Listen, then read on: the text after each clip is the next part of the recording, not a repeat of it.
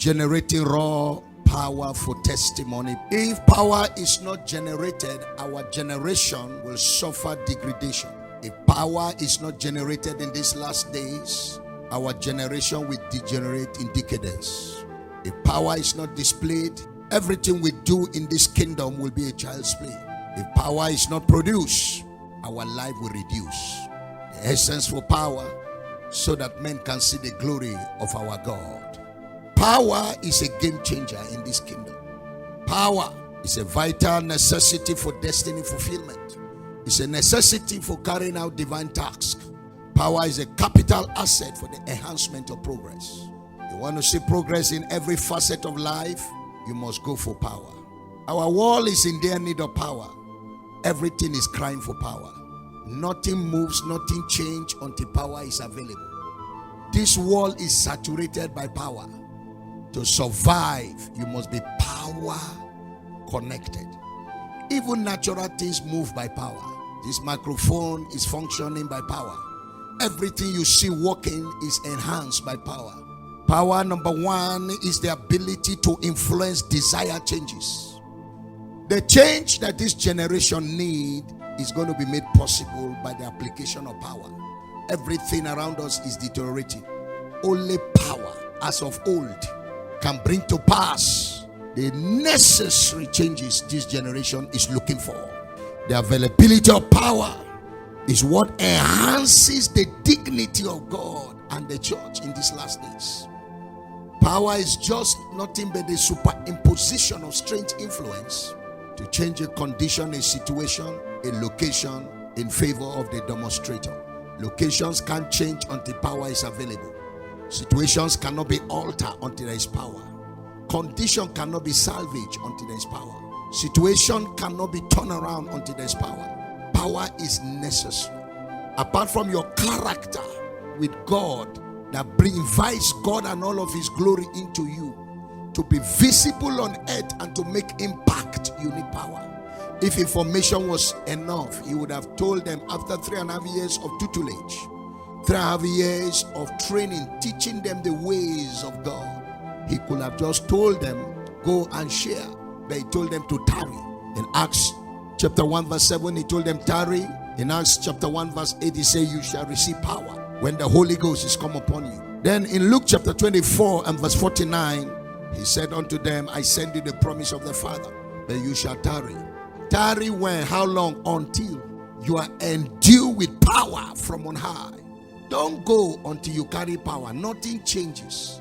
Men's hearts are hardened. It takes power to change their hearts. Conditions of people are chaotic. You need power to change it. Hear me, sir. Power is the ability to influence outcomes. Any outcome you so desire, it can be altered by power. All kinds of outcome is a function of the unleashing of power. Financial outcome, marital outcome, motion from single to married, barrenness to children, from spiritual childishness to maturation, location changes are all function of power. There must be the exertion of influence upon a person to cause change. Without it, sir, everything remains static. Everything remains dormant. Your life cannot function outside of power. Number two, power is the force. Is that forceful advantage we possess over opponents and over opposing forces. It's a force that compels compliance. It is the force that enables obedience. There are things that will not bow until there's the application of power. That means anywhere power is invoked, obedience is vetoed. Anywhere power is invoked, compliance is compelled.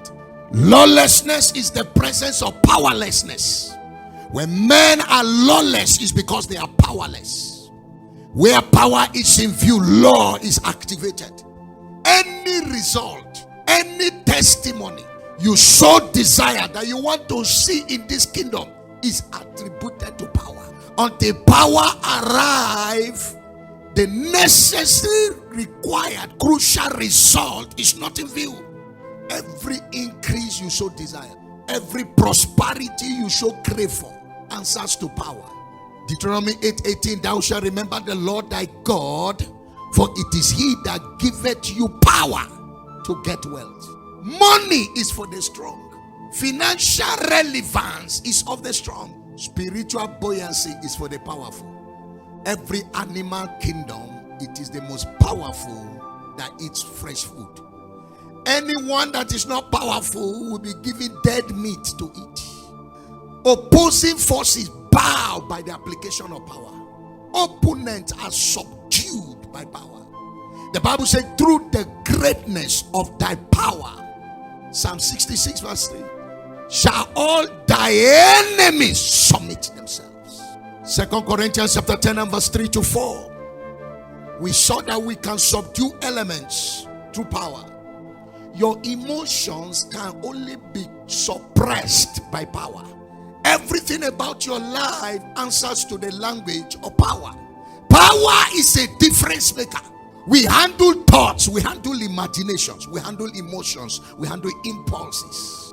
We subdue them. They don't come down by talking. This generation talks too much.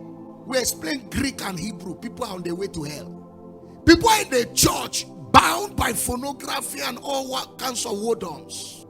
People are in department beds subdued by the lust, by the mundanity of life. Sir, you need to acquire power to subdue certain thoughts. It takes some divine influence to bring your emotion to balance. The impulses, your feelings, your perceptions can be subdued by the entrance of the power of God. Christianity is power. You have nothing else to show than power. From the beginning to the end, it has been power all through. The arrival of Jesus was sponsored by power. His ministry was sponsored by power. His death and resurrection was sponsored by power. Hear me, sir. He was not declared by Greek and Hebrew. He was declared by power. So, sir, the Son of God, his revelation was by power to quench arguments. In case you doubt how he arrived, who gave birth to him, power settles the argument. People can doubt revelation, but they can't doubt power.